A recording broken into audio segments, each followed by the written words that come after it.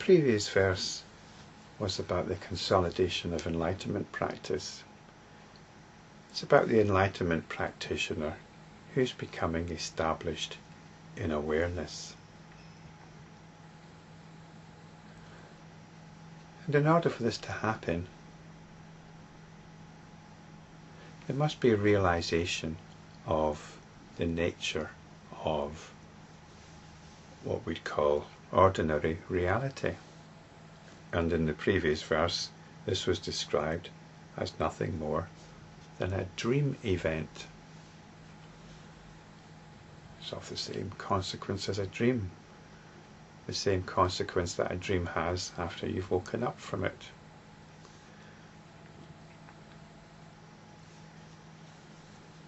And it was also affirmed that spiritual teachings are also part of this dream event. There isn't the dream illusion and spiritual teachings which are somehow separate. Spiritual teachings are also part of that dream event. And this is the point that's driven home in this present verse, in the verse that we're going to look at in this video, verse 323. From beginning to end, the Buddhas, Sravakas and Buddha sons have never been born.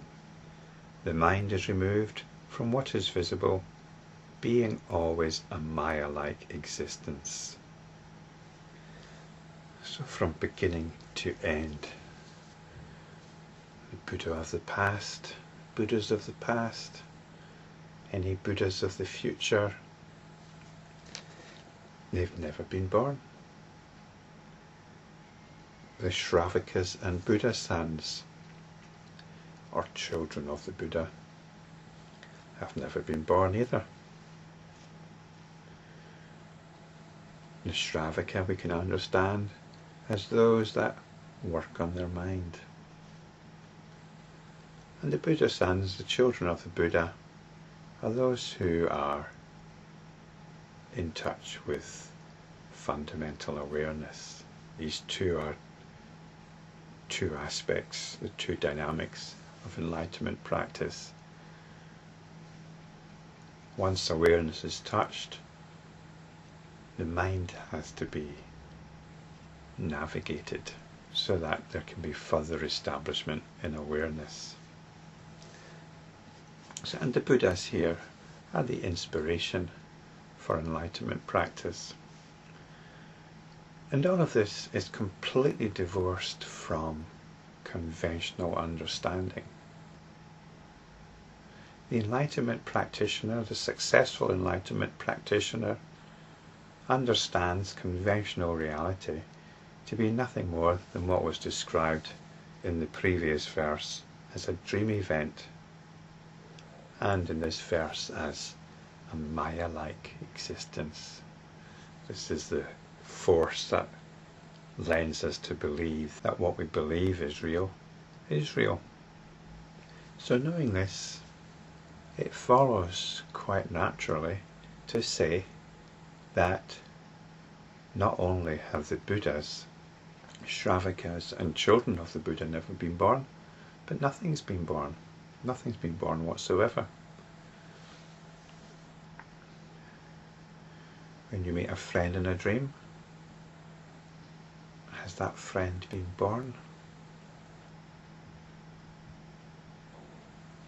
In the dream they've been born, but when you're awake it'd be quite ridiculous to talk about that friend who only appears in the dream.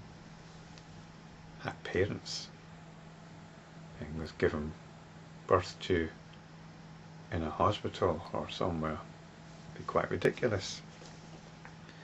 So this is also a consolidation of enlightenment practice.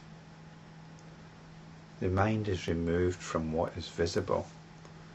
The mind here, I think, can be understood as the attention. And the visible is the so-called phenomenal world. It's what presents itself to the attention.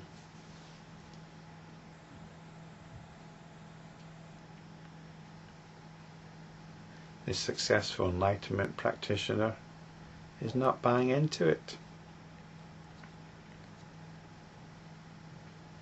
The successful enlightened practitioner knows what's what and is coursing in awareness. And this doesn't mean that they're sitting in some serene meditation.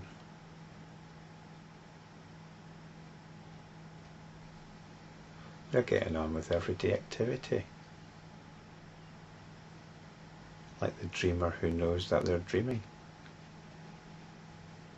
In this way, the enlightenment practitioner lives to an optimum degree.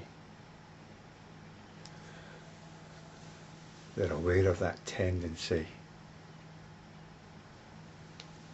They're no longer getting caught up in the tendency to construct realities, no longer investing in these realities, but they engage with what needs to be done.